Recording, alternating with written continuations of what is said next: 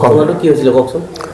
প্ৰায় দিনৰ 11-20 মিনিটত মোৰ ছোৱালী শ্ৰীমতী গায়ত্ৰী নাথ তাই অকলশৰে আছিলে, ঘৰ দুৱাৰ চাফা কৰি থাকোঁতে দুজন ল'ৰা আহি সোমালেহি।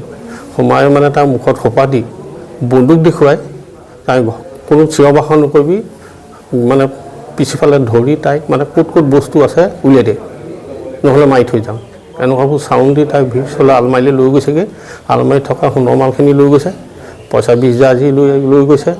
আৰু তাইক কৈছে দেখিবি মাত নামাতিবি, লগে লগে মাৰিম। প্ৰথম সুধি লৈছে দেউতাক আছে নে নাই, নথকা অৱস্থাত তাই এইটো কৰিছে, চুচাই ফুৰিছে গোটেই ঘৰটোতে। বন্দুক লৈ আহিছে এটা, দুজন ল'ৰা, এজন ওখ এজন আমাৰ চাপৰ। কিমানমান টকা বস্তু নিছে? কিমান কমেও 5 লাখ মান টকামান নিছে। পইচা কেছ পইচা 20,000 লৈ গৈছে, সেইটো মনত আছে। একো নাই আৰু সোণৰ মালৰ ভিতৰত আঙুঠি এটাও নাই, সকলো লৈ গ'ল। নাৰ্ভাছ কৰিছে আৰু প্ৰায় 10 মিনিটৰ পিছতে পুলিচ আহিছে, তাই লগে লগে ইনফৰ্ম কৰিছে দুৱাৰচাগৰ থানা। আইন শৃংখলা সম্পন্ন মানে কি, আমাৰ লোকেল থানা আছে, আমাৰ নিৰাপত্তা দিবৰ কাৰণে আমাৰ আছে। সেই থানাত একো ব্যৱস্থা আজিলৈকে কৰা নাই। ওচৰতে 3 ঘৰমান এনেকুৱা ডকাইত হৈ গৈছে।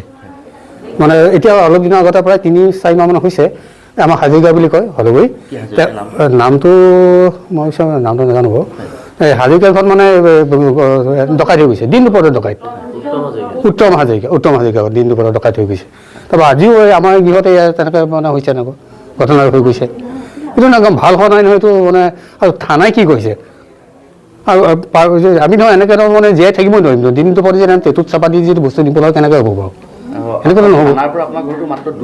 এই ওচৰতে নহয় এই থানা।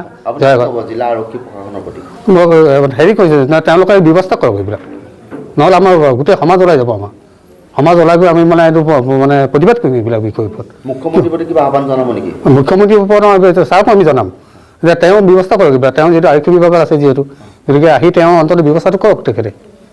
এনেকৈ আমাক জীয়াই থাকিব লাগিব অন্ততঃ।